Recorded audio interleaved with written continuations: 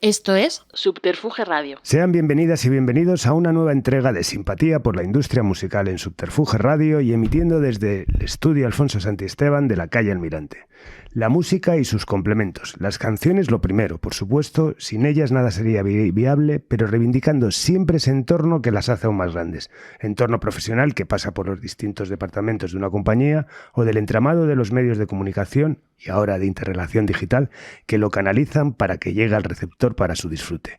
Pero naturalmente el contenido, la gráfica, lo audiovisual que lo acompaña, el continente que ayuda a ser más grande a ese contenido, algunas veces incluso superándolo, y es que ¿quién no se ha comprado un disco solo por la portada? Hoy recibimos a la ejemplificación del desarrollo creativo alrededor de un lanzamiento, que ha firmado muchas de las portadas de los éxitos de los últimos años o dirigido un buen número de esas pequeñas píldoras cuasi cinematográficas que son los videoclips. Además, ha trabajado como ilustrador, diseñador, director creativo, portadista, humorista gráfico. Un auténtico placer recibir hoy, en el estudio Alfonso Santisteban de la calle Almirante, en Simpatía por la Industria Musical, a la palabra y el testimonio de Rafa Sañudo. Bienvenido, Rafa. Hola, muchas gracias. Un placerazo tenerte por aquí. Muy bien. Qué largo currículum, ¿eh? Joder, me cuesta un poco, ¿eh? Me he quedado ahí casi sin... Sí, te has quedado sin aire. Son muchísimas las cosas que has hecho. Además, ahora lo veremos sobre todo porque creo que tuviste años realmente de picos de trabajo realmente considerables. O sea, cuando el tema de la música. Sí, sobre todo. Sí. Claro, si solo compaginas también con el resto de cosas. Sí, hacemos otras cosas también en el estudio, pero me ha hecho gracia cuando ibas intentando definirme y ese ha sido un poco yo me he sentido un impostor toda la vida, ¿no? Y me acuerdo además que mi padre tenía un problema, no sabía qué decirle a la gente cuando le preguntaban qué coño hacía su hijo. Y no, bueno, hace esto. Y a mí me ha pasado lo mismo. O sea, es como que me cuesta mucho intentar definir cuál es mi trabajo y cuál es el área en el que me muevo, porque me muevo en un montón de cosas distintas, porque soy bastante ecléctico y no me ha gustado nunca repetir una misma historia. Entonces, bueno, me he movido en muchos campos, en muchas áreas, y eso también me ha dado, en cierto modo, un poco de anonimato, que está muy bien, porque hay mucha gente que no conoce áreas de mi trabajo y eso también me da mucha libertad, ¿no? Claro, no, totalmente. Bueno, vamos a hacer un poco un repaso biográfico de tus inicios, llegando a un punto de tu vida, es ese día que decides irte a Los Ángeles, a Estados Unidos, a estudiar cine, pero hasta que llega ese momento que creo que es bastante definitorio de lo que va a ser tu vida posterior. ¿Quién es Rafa Sañudo antes de empezar esa aventura? Bueno, yo me crié en Madrid, pero mi madre era de Estados Unidos y mi padre había además tenido trabajo allá y nací en Estados Unidos un poco de casualidad mientras él hacía un training, ¿no? Entonces, siempre tuve contacto en los veranos, etcétera, siempre tuve contacto con Estados Unidos y las cosas no eran como son ahora. Realmente aquello era otro mundo, o sea, no tenía nada que ver. Y me acuerdo que, bueno, que a medida que iba creciendo, pues me iban exponiendo a otras cosas que todavía no habían llegado aquí, a música, a modas, a una serie de cosas que todavía estaban un poco por llegar, porque el mundo era mucho más grande de lo que es ahora. O sea, la distancia era bestial. Y bueno, hay un momento dado, a los 15 años me voy a vivir a Estados Unidos porque mis padres se separan y de mutuo acuerdo, pues nosotros nos vamos para allá. Y yo pues acabo el bachillerato y me pongo a estudiar. En un principio mi padre me insistía mucho en que hiciese... A mí me aceptaron en Rhode Island School of Design, RISD, que es donde fueron los Talking Heads, que era una escuela de arte, era un sitio maravilloso. Y además me acabo de leer la biografía de Franz. Sí, fantástico. Sí. Claro, habla de toda esa... O sea, y es una universidad, es un sitio espectacular, o sea, donde efectivamente no solamente se estudia arte, sino que tocan todas las distintas áreas, ¿no? Y a mí me pasa una cosa muy curiosa y es cómo funciona la educación a veces en otros sitios, ¿no? Cuando estoy en Estados Unidos, en el internado, me llaman, el primer mes me llamó el que era mi tutor. Me dice, Rafa, tenemos una reunión con el director del colegio mañana. Tal. Ostras, ¿qué coño habré hecho? Me han pillado, ¿no? Porque además yo estaba siempre metido en follones. Y cuando llego me dice, mira, que no voy a seguir siendo tu tutor. Me quedo así, ¿por qué? Este era profesor de matemáticas. Dice, pues porque he notado que estás todo el día dibujando en los cuadernos. Digo, este tío es gilipollas. O sea, digo, ¿y por qué me dices? Y digo, pero pues dejo de dibujar. Dice, no se trata de eso. Se trata de que te vamos a poner de tutor a Mr. Collins, que es el jefe del departamento de arte. Anda. Y eso aquí no me hubiese ocurrido nunca. Yo aquí en dibujo sacaba un 5 raspado, aprobaba por los pelos y aquello me cambió la vida. Me pusieron con un profesor que era durísimo, porque Mr. Collins era un tío muy serio, era un artistazo, vamos, lo sigue siendo, es un tío que hace unas estampaciones y tal que flipas.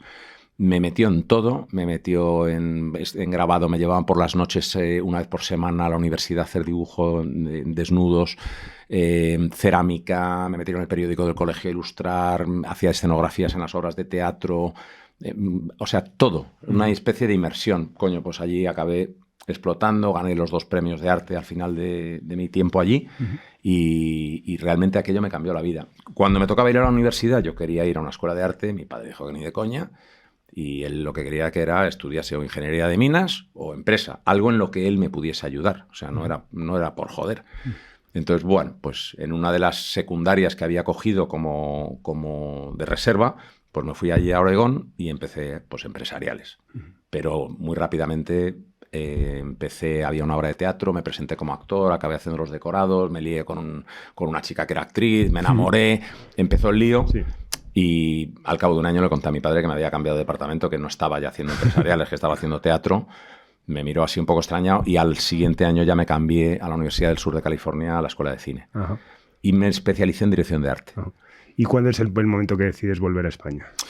Pues yo en total me tiré allí 11, 12 años, estuve estudiando, empecé a trabajar, tuve muchísima suerte. Bueno, Los Ángeles, aunque es un sitio gigantesco, sí, en el mundo del cine es un mundo muy pequeño. Ajá. Entonces, pues muy rápidamente empecé a conocer a gente, conocí a Tim Robbins, a John Cusack, trabajé con ellos con la compañía teatral que tenían, se llama The Actors Gang.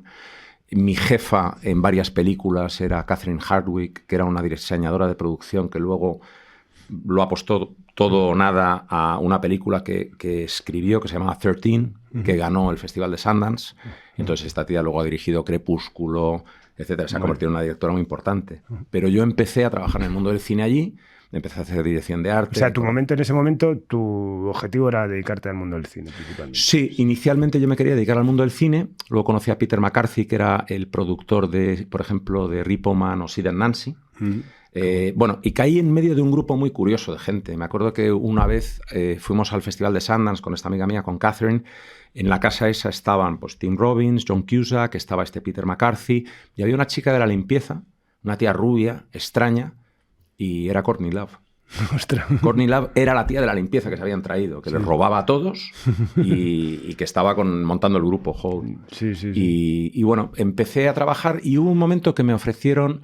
Hice dirección de arte de lo que llaman allí Movie of the Week, la película de la semana de la NBC, de una de las grandes cadenas. Entonces hice aquello y cuando acabé me pusieron encima de la mesa un contrato para 10 películas de estas, de una especie de drama chungo para televisión. Y dije, no. Y es que el tema funciona así. O sea, allí, ¿tú qué haces? Dirección de arte del Movie of the Week. El resto de tu vida, hasta que te mueras, haces eso. O sea, es la hiperespecialización. Claro. O sea, no solamente eres director de arte de comedia para televisión y de época. Y eso es lo que haces, y no te sales de ahí. Y los departamentos, además, dentro de las películas no se cruzan, no hay salto. O sea, tú no puedes intervenir en sonido, ni en eléctrico, ni en nada. Tú haces lo que haces y no tocas otra cosa. Está todo hipersindicalizado, ¿no? Entonces, aquello me dio mucha pereza. Y coincidiendo con una película que me iba a Tanzania con esta chica, con Catherine, y que ella ya estaba allí, pasé por Madrid. Y cuando paso por Madrid, empiezo a llamar a Tanzania y ahí no coge nadie. Y entonces ya llamo a Los Ángeles, no coge nadie. Y finalmente acabo consiguiendo enterarme de que el productor de la película está ingresado en un manicomio, vaya, que no había dinero y que el equipo que ya estaba en Tanzania se había quedado colgado, sin dinero. Salieron del hotel sin pagar, escaparon por los pelos y yo estaba en Madrid, de repente sin un duro y aquí. Y no sé por qué, digo, pues joder, me apetece volver. Porque yo, desde que era pequeño, siempre quería vivir en España. Y cuando íbamos en verano, me acuerdo que el día que nos marchábamos de casa de mis abuelos, mi hermana lloraba porque aquello le encantaba y ella ahora vive allí, canta música medieval y renacentista. Y yo siempre volvía a España emocionado. Me había gustado mucho el verano, pero cuando aterrizaba el avión en España sentía una sensación de... ¡wow! O sea, qué ilusión volver a ver a mis amigos, volver a ver tal. Y yo siempre eché de menos Madrid y el pincho tortilla, o sea, he dicho... ¿De qué año estamos hablando cuando lo de Tanzania? Pues yo vuelvo a España en el 91. 91 había estado allí ya 11, 12 años. Ajá. Vuelvo con 26. Ajá. Y vale. O sea, que cuando llegas, o sea, bueno, ya ha pasado todo, bueno, toda la movida, todo tal. O sea, claro, yo me pierdo la movida, sí. la vivo en verano. Sí. Yo me paso unos veranos muy alucinantes en Madrid porque llegaba y todo el mundo se iba. Yo estaba solo. Y, joder, tuve unas historias alucinantes porque venía con dólares, que en aquella época pues los cambiabas por mucha pasta.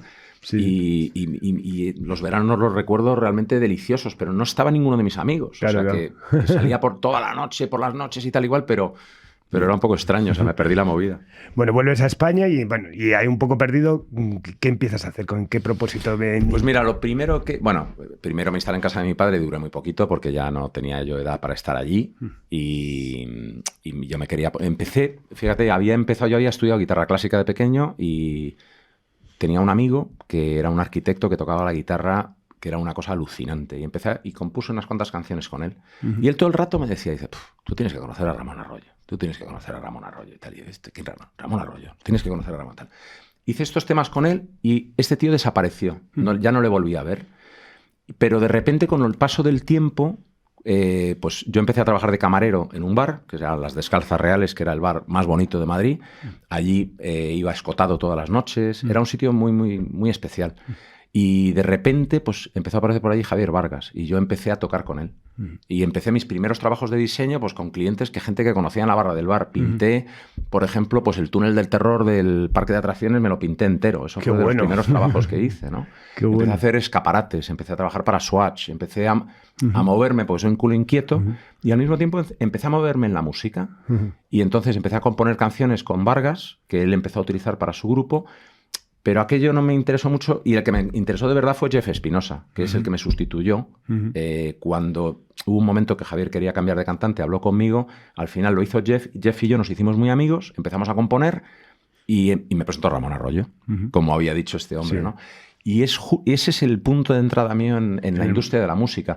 A mí me ofrece un contrato para grabar un disco Carlos San Martín. Carlos estaba en aquella época en EMI. Yo me encargué de todo el montaje con Javier Reboredo, de todo el montaje de la presentación de EMI en la Ciudad de la Imagen. Y me acuerdo que, estuvimos currando, era un montaje bestial, una macrofiesta.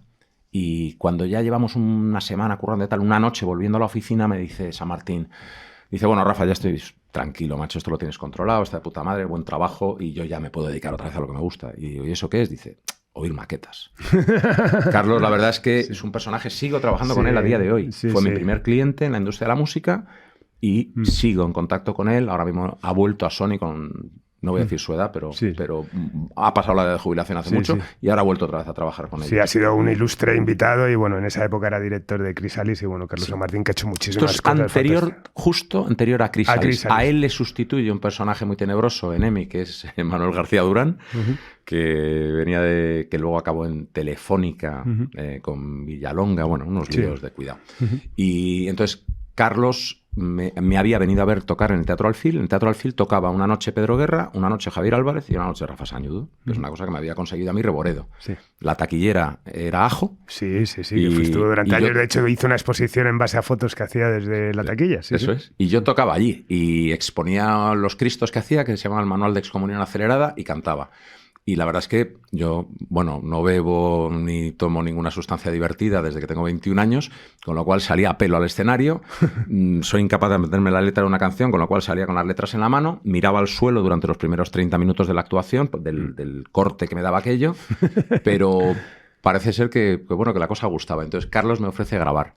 Y cuando estoy en su despacho en EMI, me ve que estoy leyendo el contrato. Y dice, ¿pero qué haces? Digo, pues lee el contrato. Y me dice, ¿a ti esto no te apetece mucho? Digo, pues la verdad, no me apetece nada. A mí me gusta grabar y componer, pero no me gusta tocar ni quiero vivir de ser músico.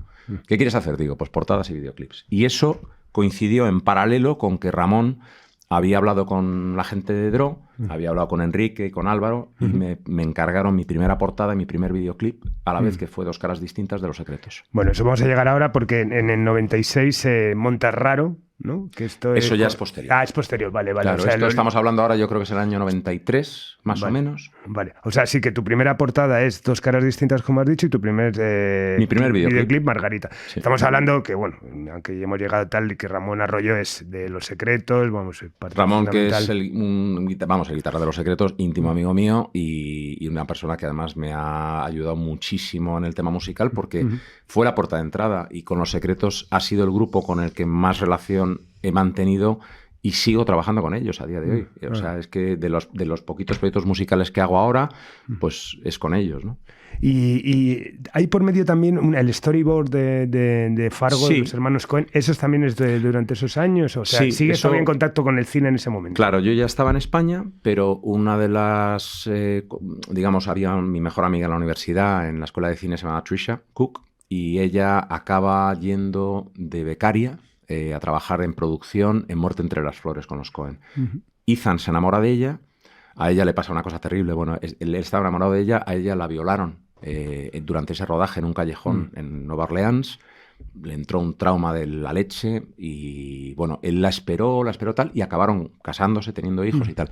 Y fue a través de ellos vinieron a Madrid justo en esa época, cuando estamos hablando ahora. Yo todavía vivía en la calle Toledo, en la casa de esta amiga que tenía el bar.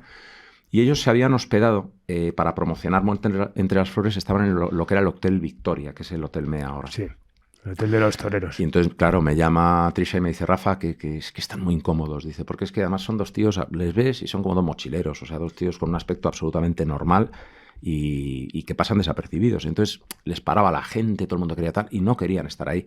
Y yo vivía a la vuelta de la esquina, digo, pues chico, venidos a casa. La casa era pues como esto, una casa muy grande de estas antiguas de Madrid, y estábamos ahí Nieves y yo. Sobraban cuartos. Entonces se instalaron en casa. Bueno. Y fue muy bonito porque yo no les había enseñado nada. Tuvieron una cena absolutamente surrealista con Almodóvar, que en realidad no quería hablar con ellos, sino quería hablar con Frances McDormand, que es la mujer de Joel. Y no les dirigió la palabra en toda la cena, se quedaron un poco pasmados. Y me acuerdo además que me encontré con ellos a la salida de la cena en la puerta de la casa, y Almodóvar me dijo una cosa muy rara, me dijo, tienes una boca, yo te conozco, digo, porque tienes una boca inolvidable, y salí corriendo, ¿no? Entonces, cuando el día que se iban a marchar, entraron a mi cuarto a despedirse. Y cuando entraron al cuarto a despedirse, vieron mi mesa de trabajo, que no habían entrado nunca en mi cuarto. Yo ahí dibujaba y estaba haciendo unos cómics para la revista Injuve. Y cuando lo vieron les encantó. Joder, pero esto nos encanta y tal y cual. Pues te tienes que venir a trabajar con nosotros como sea. Entonces, el siguiente rodaje suyo fue Fargo. Me llamaron para ir a Fargo, intentaron que yo hiciera los storyboards, que normalmente los hace un amigo suyo, y no era posible por el tema sindical. Y entonces dijeron, bueno, da igual, vente, te pagamos el viaje y hazte una parte de los stories como tú quieras. Entonces me fui a hacer un cómic con ellos. Allí hice 4 páginas y lo publicó aquí Blanco y Negro, de ABC. Y la verdad es que fue súper bonito. Y he mantenido el contacto con ellos y sigo trabajando con ellos en proyectos. De hecho, ahora ellos se han separado y Ethan está haciendo un libro de filosofía matemática. Vale. Y me ha encargado que se lo ilustre y qué bueno. En eso seguimos. Bueno, volvemos entonces a ese primer diseño que de Los Secretos, que nunca habías hecho una portada, ¿no? Es tu primera portada y tu primer videoclip. ¿Cómo afrontas ese momento que decides hacer esa portada? La portada me salió muy fácil. La portada yo ya estaba ilustrando y además ya estaba ilustrando en prensa, con editoriales, trabajaba para Siruela, para El Mundo y tal, y aquello no me costó nada y además lo pasé muy bien. Y sin embargo el videoclip lo pasé muy mal. El videoclip, yo, vomitaba antes de rodar, del cague. Yo no tenía productora, me contrató una productora. Me acuerdo que yo veía que daban lluvia. Y decía, pero tía, que va a llover. No, que va a llover, que va a llover y tal y cual. Y cuando llegamos al sitio en Guadalajara, en medio de un sembrado allí y tal, ¿ves? Y efectivamente el día estaba completamente despejado. Hacía un frío espantoso. Empezamos a rodar, empiezan a entrar unas nubes de la leche y empieza a jarrear.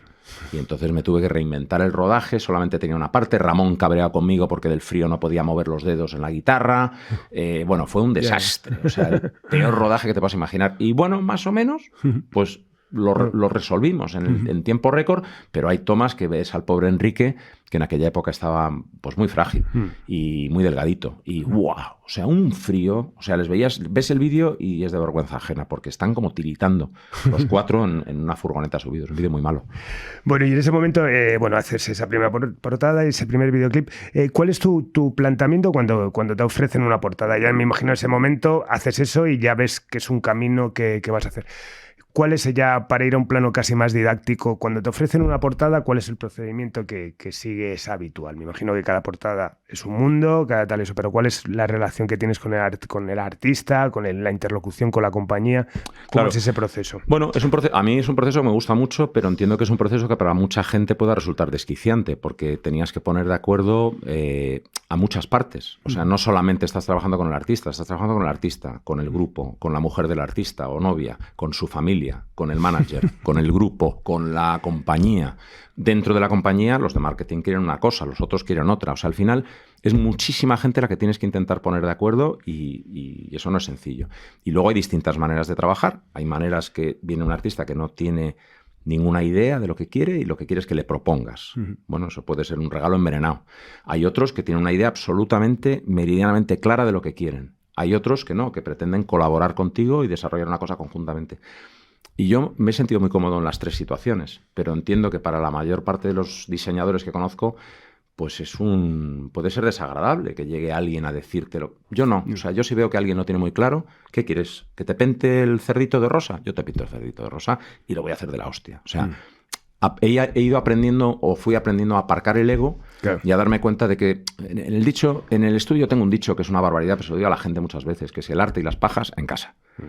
Esto no es arte. O sea, efectivamente utilizas componentes artísticos para ejecutar una portada que al final es una herramienta comercial para vender un disco. Y la otra cosa que aprendí, que me la enseñó, pues mira, esta la aprendí de Miguel Bosé. Miguel Bosé era un tío muy curioso. Miguel no te decía nunca lo que quería, te decía lo que no quería. Era la persona que mejor expresaba lo que no quería. El resto lo tenías que un poco descifrar tú. Y me acuerdo que hubo un tema con un videoclip una vez y me dijo una palabra que se me quedó. Dice, joder, es que yo tengo que convivir con este clip el resto de mi vida. Y me quedé así y dije, coño, es verdad. Claro. Y ese es el día que a mí se me pasaron las ganas de, digamos, de dejar mi meadita en la esquina de la portada del disco. Claro. O sea, digo, esto es un trabajo que yo tengo que hacer para el artista y por la compañía, para ayudar. Y entonces, bueno, pues hay portadas que se prestan de repente a hacer un rollo absolutamente conceptual, que es muy divertido, que son las que a lo mejor más me gustan. Yo siempre he tenido una envidia tremenda a Aramburu, que me encanta y que soy fan. Hablé con él una vez y él me tenía mucha envidia a mí. Me decía, joder, Rafa, es que tú puedes trabajar en cosas que a mí no me llegan nunca. Claro, yo he conseguido trabajar en la misma semana con Albert Pla y con Isabel Pantoja. Y eso es una locura. Total. Y es una locura muy divertida. Y él me decía, no, me tienen encasillado y solamente me dejan hacer este tipo de cosa, ¿no?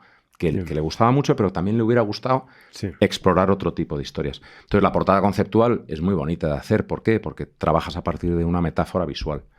Y eso es un juego, es como crear un logotipo. O sea, es buscar una imagen potente, ¿no? Pero otras veces, pues la compañía te está diciendo que no, que yo quiero ver al tío este y te lo pedían mucho en Warner, ¿no? La cara del artista y tal. Y yo decía, pero ¿no os dais cuenta de que en el lineal, que en aquella época es que se vendían discos, no os dais cuenta que son todo caras? En el momento que hagas algo un poquito distinto va a destacar. Claro. Pues les costaba entenderlo. Y luego hay una cosa que desarrollamos en el estudio, que yo creo que fuimos los primeros en hacerlo aquí. Desde luego fuera no, porque había habido un estudio históricamente que se llama Hipnosis, que son los que inventaron un poco el juego este, y ellos hacían realmente una imagen corporativa de marca de cada grupo. O sea, cuando hacían las portadas de Yes, siempre las ilustraba el mismo. Cuando hacían las portadas de Kiss, tenían todo un tal... o sea, desarrollaban un lenguaje para cada artista con el que trabajaban, ¿no? Y sin embargo, yo me di cuenta de una cosa. En aquella época se hacía portada, videoclip, del vídeo se sacaba el spot, o sea, se hacían un montón de piezas. Y yo decía, joder, no entiendo, ¿por qué el videoclip no tiene que ver con la portada? Claro. Y me decía, no, es que la letra de la canción... Digo, me suda un pie.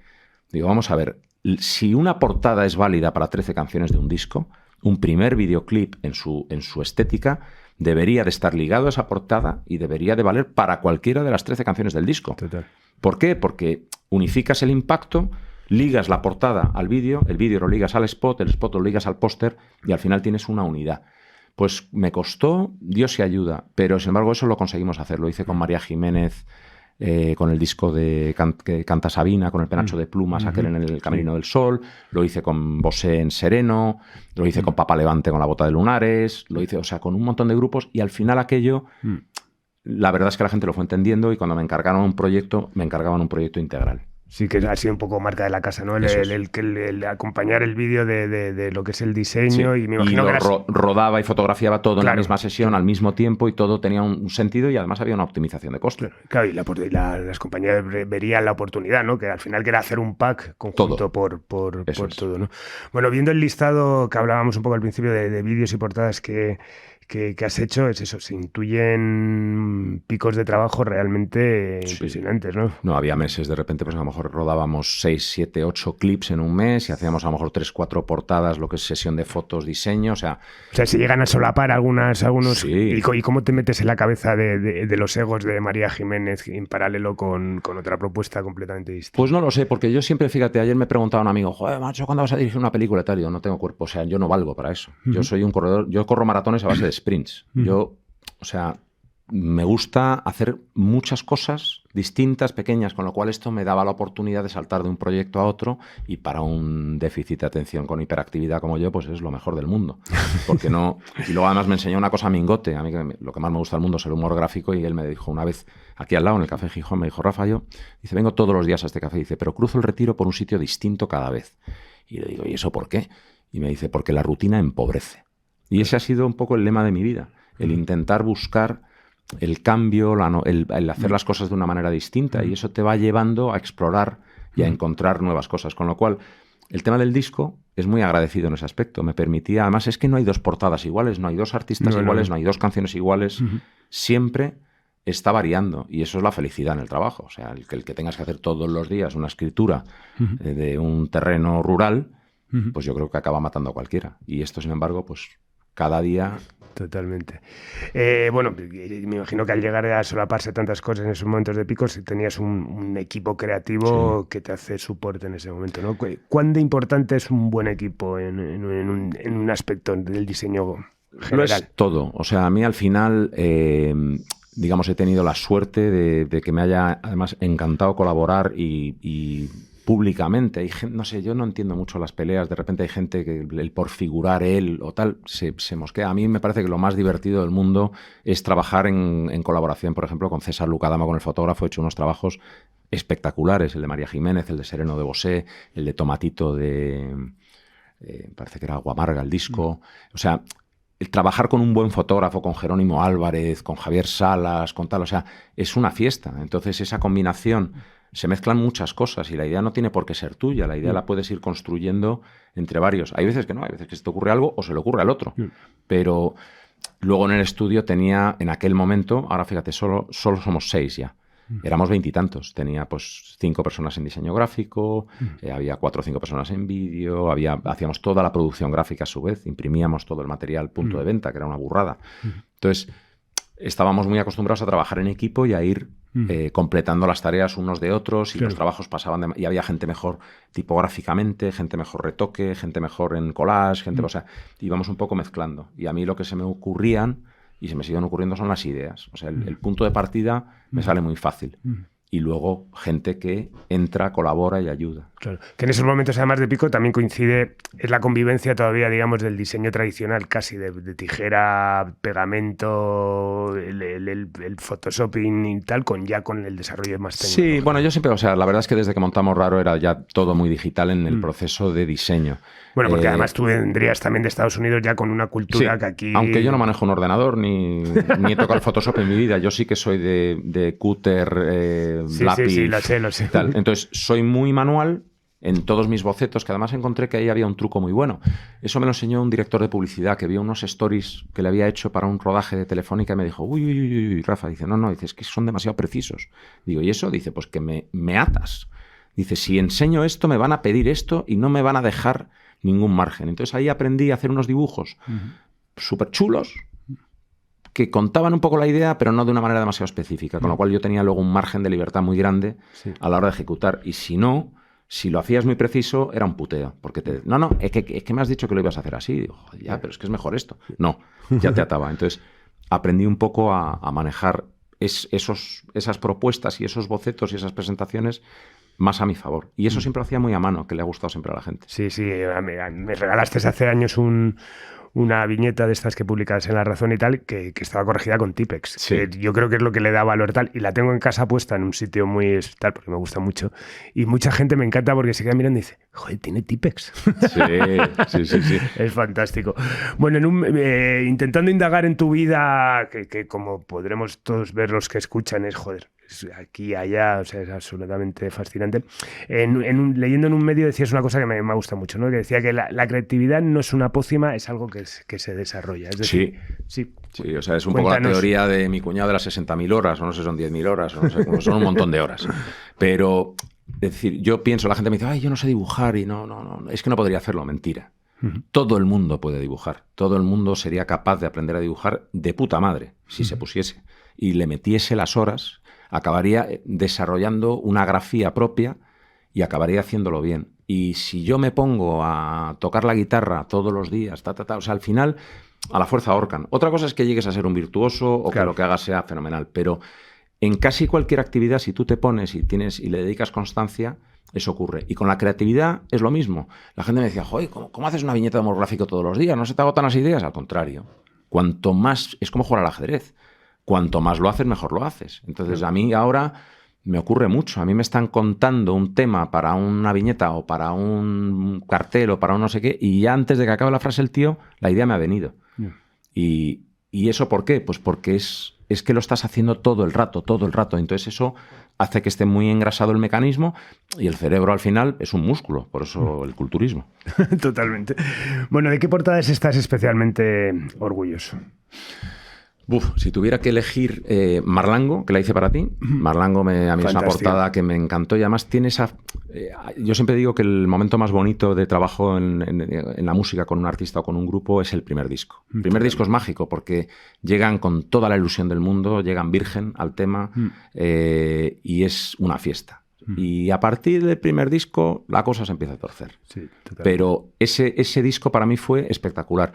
Lo hice con Javier Salas, me acuerdo que nos fuimos a los jardines de Menéndez Pidal, allí al lado de Alberto Alcocer, que es un olivar maravilloso que hay ahí en el medio, y en una cabañita, una especie de tal, ahí hicimos el tema. Hicimos las fotos y mientras Javier tiraba las fotos, yo cogí la cámara de vídeo, que era una mini DV, en aquel momento que me acuerdo que Javier Lorbada estaba muy disgustado conmigo porque yo hacía vídeos con mini DV, que me decía que aquello no tenía calidad de emisión. Y yo le contesté, digo, sí, Michel Gondry rueda con Betacams de los años 90. O sea, ¿cómo es esto? Entonces al final me dijo, bueno, vale, y coló. Y empezamos a hacer lo que llaman los kiloclips. Bueno, llegaremos a eso. Vale. Pero entonces, mientras Javier hacía las fotos, yo puse la canción con un cacharro que llevaba nada, una especie de cajita, y empecé a rodar cámara en mano muy bestia, o sea, como si fuera una pieza de jazz, porque era un poco lo que me pedía la canción. Y moví la cámara, tal. Y me dijeron, bueno, ¿rodamos? No, ya está rodado. ¿Cómo? Ya está rodado. Y lo monté. Entro en sala de montaje, el montador me miraba como si estuviera loco y dice, joder, no sabía qué hacer con esto. Me había puesto todas las pistas, había sincronizado lo poquito que podía, las pocas momentos que había de playback, y me senté con él y lo monté sin exagerar en cuestión de 1 hora y media. O sea, no volví atrás en ningún momento a mirar otra toma. Era como pum, pum, pum, pum, pum, pum, pum. Salta aquí. Y me decía, pero ¿no lo quieres revisar? No. Y lo montamos como si estuviera tocando una pieza musical. Sí. A ritmo, cortando de aquí a acá, y salió lo que salió. Sí. Y bueno, ese disco... doy fe que además yo creo que plasmaste no lo que se te propuso, porque evidentemente fue anarquía pura en el sentido que fuiste tú lo que quisiste, pero sí plasmaste muy bien la imagen que se quería dar de... Luego me acabé disgustando con ellos al segundo videoclip porque luego me dice muy amigo de Pelayo, pero de Alejandro, pero me acuerdo que en un momento dado me estaban volviendo loco con el color, y no, el color, el retoque del color, y me estaban, pero una cosa acojonante. Estábamos en sala y además aquí había que pagar las horas de sala, no teníamos el ordenador para hacerlo en el estudio. Y en un momento dado se le escapa a alguien cuando estoy en el pasillo que es daltónico. Digo, no me lo puedo creer. Entonces ya me cogí un cabreo de la hostia y ahí acabó mi historia con Marlango, que luego nos llevamos todos fenomenal. Sí. Pero otras portadas, digamos que a mí me gusta mucho. La de María Jiménez, muchísimo. Bueno, el más de Alejandro Sanz fue muy emblemático, porque aquello fue, pues me imagino que como fue... Claro. Pues como para Canadá haber hecho el Malamente, ¿no? Sí. De Rosalía. Es una cosa que pegas un pepinazo con una historia y todo el mundo quiere trabajar contigo a partir de ahí. Entonces eso me abrió muchas puertas. Y era un bicho curioso, además, trabajar con él. Tío interesante y y estabas trabajando en el proyecto y te dabas cuenta de que había algo mágico, ¿no? Que algo iba a pasar con aquello y efectivamente pasó, ¿no? El Sereno de Miguel Bosé me gusta muchísimo. Secretos me gusta muchísimo la primera y me encanta la última, la de Mi Paraíso, la que les he hecho con los edificios, que además eso ha tenido un recorrido bestial. De hecho, me acaba de regañar ayer Víctor, el manager, porque ha visto los dibujos estos que hago de los edificios ahora que empecé a hacer con ellos en esa historia, en una campaña de una empresa del IBEX de cuyo nombre prefiero no acordarme. Y, ¡joder, Rafa, has utilizado esto y tal igual! Van a pensar que les hemos copiado. Digo, no, al revés. Si lo vuestro lo hicimos hace 4 años, los han copiado ellos, ¿no? Claro. Pero digo, ya, joder, así amortizo un poco, que tampoco me pagáis tanto, ¿no? Me gusta mucho la reflexión, porque yo creo que va aplicado también a lo que es luego, por ejemplo, la grabación, eso lo de que es trabajar con un grupo en su primer disco, ¿no? Por ejemplo, hablabas de Marlango, ¿no? Ese primer disco que llegan al mundo de la música de esa manera, pues inocente, ¿no? Y tal, que al final se dejan aconsejar por todo, ¿no? Sí. Que al final es el director creativo opina o propone y sugiere, a nivel también compañía, pues a nivel que grabación propone, sugiere y se acepta y se tal, y de repente como pues al final el artista se va haciendo un poco propietario de la idea general. Es decir, que cuán distinto es, ¿no? Trabajar con un artista que es su primer trabajo cuando ya tiene una carrera consolidada y tal. Eso es decir, me imagino que sentarte con Alejandro Sanz a hacer el más no es sentarte con Marlango a hacer su primer disco. Ya es otra cosa. O sea, yo ya me acuerdo que la corte, digamos, y la ceremonia y el protocolo, digamos, para acceder a un artista grande ya es otra movida y me manejo bien con ella. Pero prefiero 1000 veces la frescura, digamos, de Café Quijano, el primer disco. Pues, ostras, o sea, súper divertido. Y luego hay artistas que de alguna manera pues se crea un vínculo muy especial, como José Manuel Casán de Seguridad Social o David Summers de Hombres Total, con los que siempre ha sido muy fácil trabajar porque tiene una confianza ciega en lo que haces. Y eso es una delicia. Cuando encuentras una relación de ese tipo, o con Los Secretos, con Álvaro y Jesús y Ramón y tal, pues eso es maravilloso. Pero con otros artistas que a lo mejor la primera vez fue maravilloso y dices, coño, ¿y por qué no confiará ahora? Al principio me llevé algún disgusto, ¿sabes? Porque te lo tomas un poco por el lado sentimental y luego te das cuenta que no pasa nada, que en el fondo los artistas también quieren probar cosas, quieren cambiar, quieren jugar con otro, quieren a tal, y no pasa nada y luego vuelven a ti otra vez más adelante, ¿no? Y ahora ese espacio, por ejemplo, que ocupamos nosotros durante 10-15 años, que fue un tiempo muy largo, porque realmente estaba entre nosotros Estruendo en los videoclips y Las Marus en Barcelona. Éramos los que más hacíamos. Yo rodé más de 500 videoclips, que son un huevo. Entonces, ahora ese espacio, por ejemplo, pues lo ha ocupado Canadá y lo ha ocupado Little Spain. Y están un poco en ese momento y las cosas han cambiado y son muy distintas ahora de lo que eran. Totalmente. Y un artista, un disco que te dejase descontento por las circunstancias, por todo, porque al final fue complicado, la plasmación al final de la idea no es la que buscaste o intentaste jugar con algo muy arriesgado. ¿Con qué disco, con qué portada te has podido decir? Pues mira, si es confesable. Me quedo en blanco y si se me ocurre algo te lo diré, pero yo soy una persona que normalmente solo me acuerdo de lo bueno y no me acuerdo de lo malo. Y no, bueno, y aparte hay muchas cosas malas que evolucionan luego en bueno, ¿no? Pero hasta con los que me he peleado me he acabado llevando bien. O sea, no es que no me disgusta tanto estar disgustado que es que no me acuerdo de ello. Y hay gente que me ha hecho a lo mejor una putada muy gorda y le veo y le pego un abrazo y es que ni me acuerdo que me la da. O sea, no me quedo con lo malo. Y me cuesta acordarme de una portada que diga, joder, qué mal rollo o qué coñazo o tal, o qué mal salió esto. No me ha ocurrido, o sea, porque además yo siempre intento, vamos a ver, lo que sí he aprendido con el tiempo es a optimizar. No he perdido pasta con ningún proyecto, porque esto es trabajo y además yo tengo un montón de gente a la que dar de comer y no me puedo permitir perder el tiempo. Entonces lo que sí que hago es optimizo. Entonces antes, y también por una cuestión de ego, que es mucho más sano, propongo 3 ideas, por ejemplo, y a partir de ahí, o sea, yo propongo, si me la tiran para atrás, propongo otra y hay un momento que cedo, pero o sea, me bajo las bragas directamente. ¿Qué quieres? Esto, no hay problema. Y entonces es curioso el fenómeno porque se ponen muy nerviosos. Cuando ven que no peleas, se quedan como, no. Si tú quieres esto, yo te lo voy a dar. Te lo voy a dar. Y entonces, muchas de las veces, más de la mitad de las veces te diría, vuelven atrás y te vuelven a dar la confianza para que tú lo desarrolles. Pero es una técnica y al final me ha funcionado bien. Y alguna vez, pues efectivamente sí, nos ha tocado hacer algo que dices, bueno, pues lo hacemos un poco como una... Además, les digo en el estudio, no pasa nada, porque tenemos los cajones y los libros llenos de portadas fabulosas que se quedaron por el camino. Sí. Eso es un patrimonio, eso es una cosa que ahí queda, que no nos la quita nadie, que la puedes mostrar en la web, que la puedes mostrar en tus libros, que la puedes... O sea, ahí está. Y lo otro ha salido y a lo mejor no es lo que te gustaba, pero también vas a aprender en el proceso de técnicamente cómo ejecutar eso y, oye, y no hacerlo a mala leche, hacerlo todo lo bien que puedas. Y ya está, son maneras de jugar. ¿Guardas ese archivo también de portadas descartadas? Lo tengo todo. Qué maravilla, qué maravilla. Sí, yo la verdad es que soy también bastante de guardar eso. He hecho en falta cosas que tal eso, pero bueno, sé que tú eres una persona que eres guardón. Qué bien. Bueno, yendo al punto de la industria, la transformación que hablabas ahora, que las has visto, me has visto venir e ir. ¿Cómo ves a la industria a día de hoy? Es decir, más allá de la transformación y la reconversión que ha sucedido por todo el tema digital, etcétera, ¿crees que al haber menos presupuesto o los presupuestos enfocados de otra manera se ha descuidado más lo que es el diseño y la imagen? Es decir, mientras que antes tenía una importancia absoluta. Hablabas antes de Hipnosis, ese estudio maravilloso donde, por hablar un caso de portadas de Yes o de grupos concretos, era casi tan importante la imagen que daba el disco, ese continente que hablábamos al principio, acompañando el contenido. ¿Crees que ahora se ha descuidado la imagen? Yo, por ejemplo, sí lo asumo. Yo antes tenías presupuesto para fotos, tenías presupuesto tal, de repente has ido recortando y centrándote más en... No lo creo. No lo creo, no. Yo creo que lo que cambian son un poco las condiciones.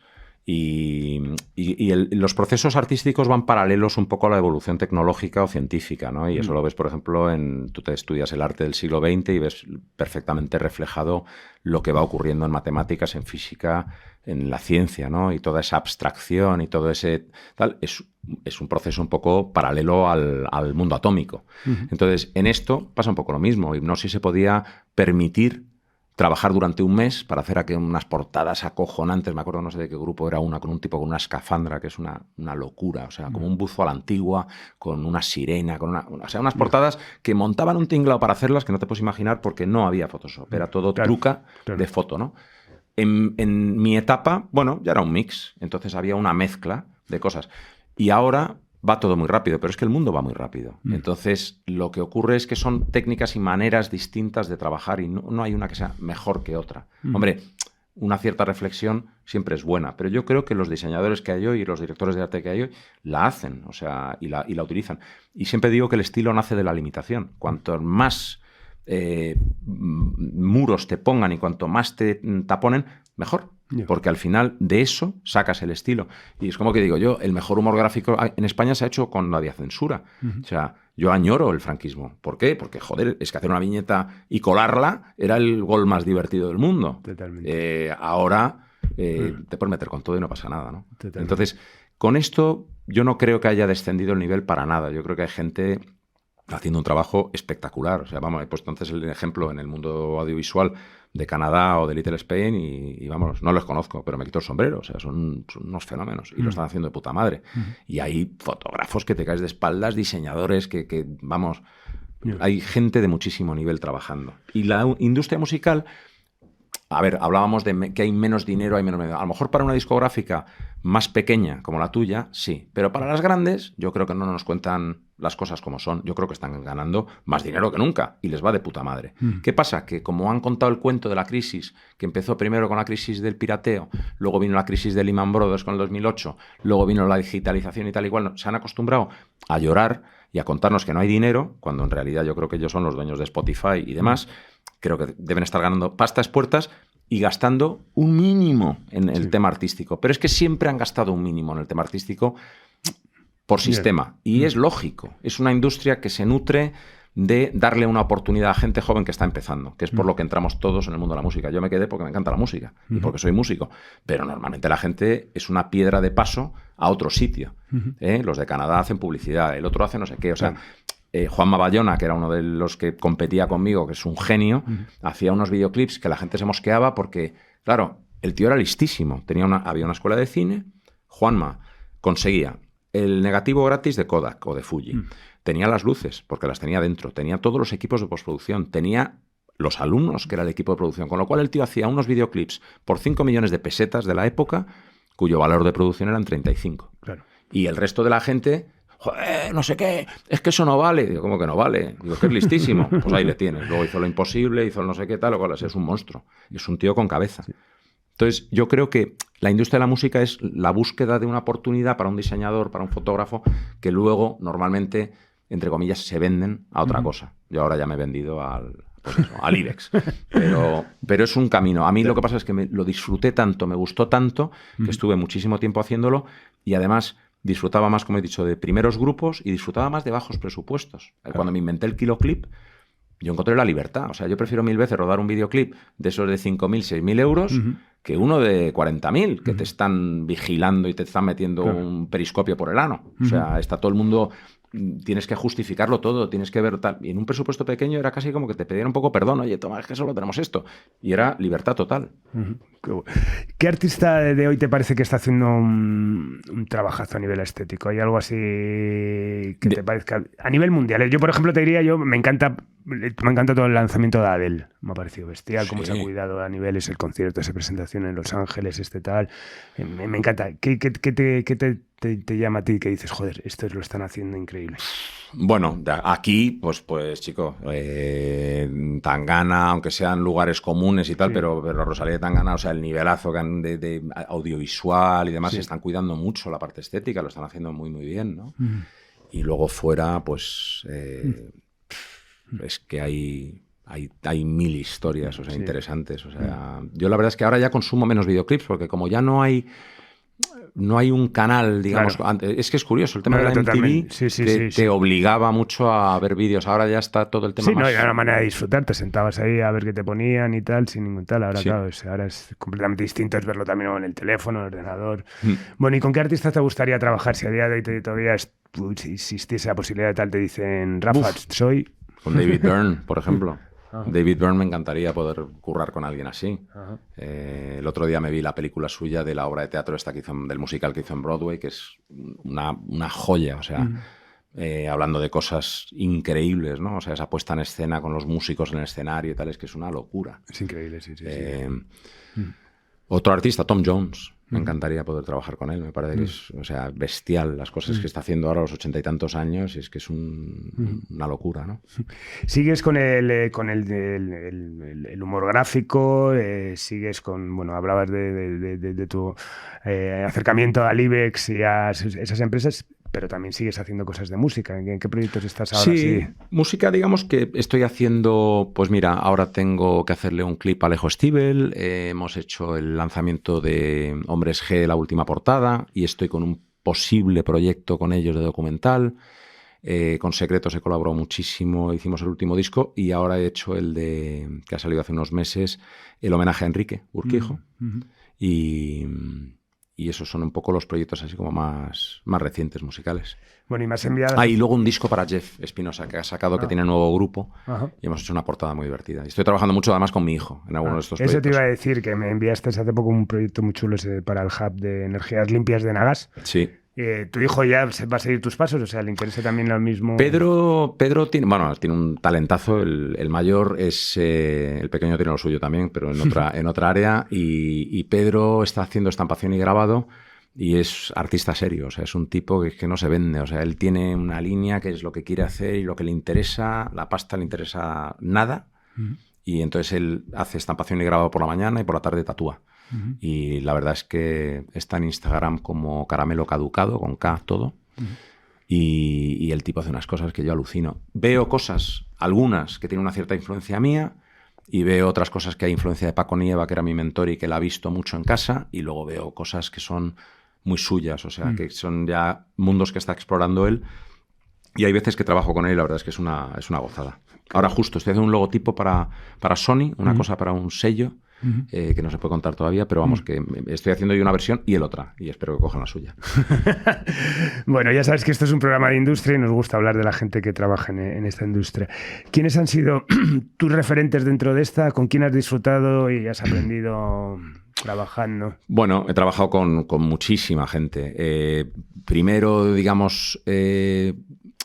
Carlos Martín fue mi primer cliente, y he hablado de él y fue el que me abrió la puerta. Además, Carlos es de esta gente fiel en ese aspecto, que allá por donde fue me siguió llamando, me siguió encargando y me siguió dando una libertad absoluta. Me acuerdo que cuando le planteé la portada que llamaría Jiménez, me dijo, Rafa, ¿esto por qué? Y digo, pues porque hay que convertirla en un icono gay. En aquella época no era tan evidente como ahora. Y me dice, le digo, hay que vestirla de Travelo. Y me dice, tío, ¿estás loco? Dice, pero bueno, pues vale, tú mismo. Y efectivamente, portada de Shanghái, y aquello pegó. Sí. Con Carlos siempre fue un gusto trabajar. Íñigo Zabala fue el que me descubrió en Warner. Accidentalmente, yo fui a enseñarle las maquetas mías de música, el tío las escuchó, no sé qué tal, pero me dijo Blanca, mi mujer que le conocía, llévale los dibujos. Y llevé los dibujos y me dijo, uy. Dice, mira, no sé cómo. Dice, pero vamos a empezar a trabajar aquí. A los 2 días me llamó José Luis de la Peña, que trabajaba de AR con él. Me empezaron a encargar cosas. Me acuerdo que me encargaron 2 que no salieron. A la tercera que me llamó le digo, mira, tío, déjame en paz. Y que no sé qué. José Luis me insistía, ¿no? Y fue Calle Mayor de Revolver. Y ahí ya empecé a trabajar y no paré con Warner. O sea, fue una tras de otra y a los pocos discos fue el más de Alejandro Sanz. He trabajado muy, muy a gusto curiosamente, al que conocí muchísimo después. Le conocí bastante en Warner, pero mucho después, a Saúl Tagarro, que es un tipo de una inteligencia proverbial. Lo que pasa es que era un hombre, es un hombre, no es de mano izquierda, ni es un político, es un tío muy bruto, o sea, pero con un intelecto y con una capacidad para vender bestial. Entonces, eso, en ciertos momentos, podría parecer que está en contradicción con el mundo de la música. Y sin embargo, pues no lo estaba, porque Warner vivió una época con él en España muy, muy potente. Y yo me acuerdo que él siempre hablaba del streaming. En el 99 estaba hablando del streaming, en el 2000 estaba hablando del streaming. El futuro es el streaming, el futuro es el streaming, el futuro es el streaming. No hablaba de otra cosa. Y lo tenía claro.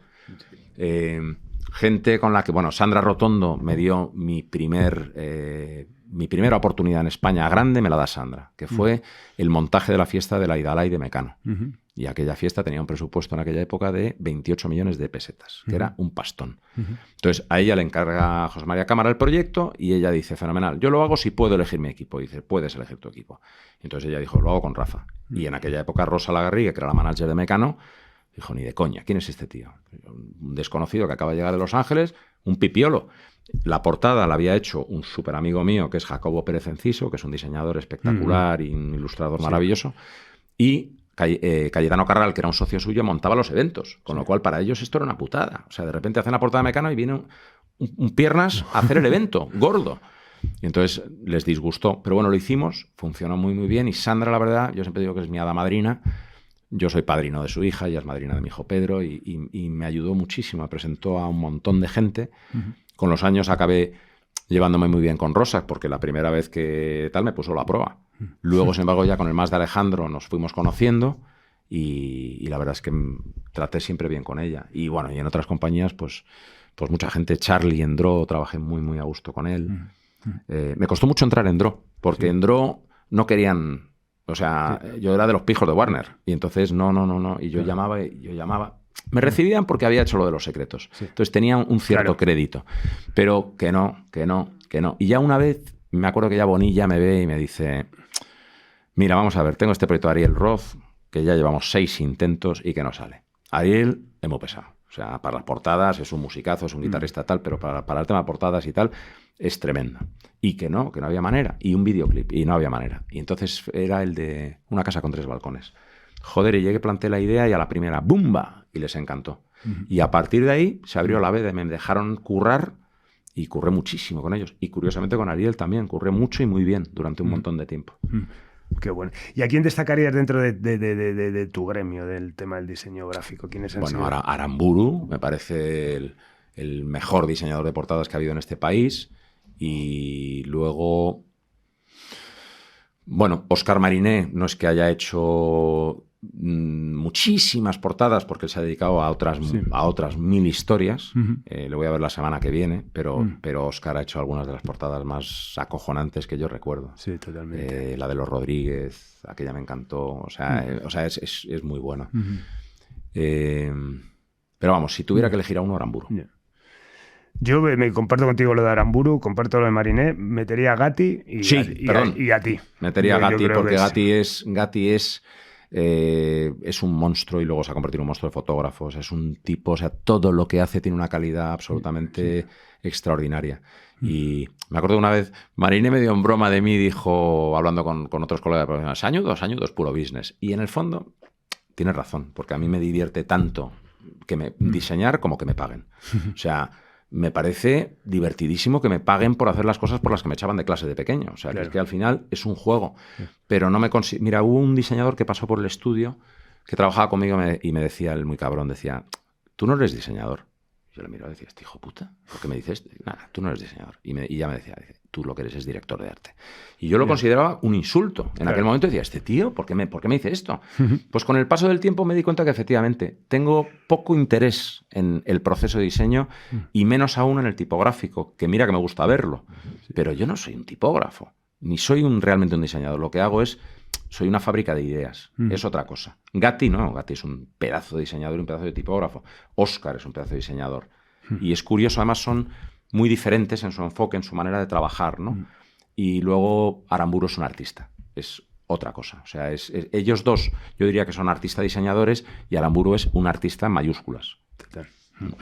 Bueno, abrimos contigo una sección y es que es intentar eso, pues transmitir a la gente que empieza en los distintos sectores del negocio, de la industria.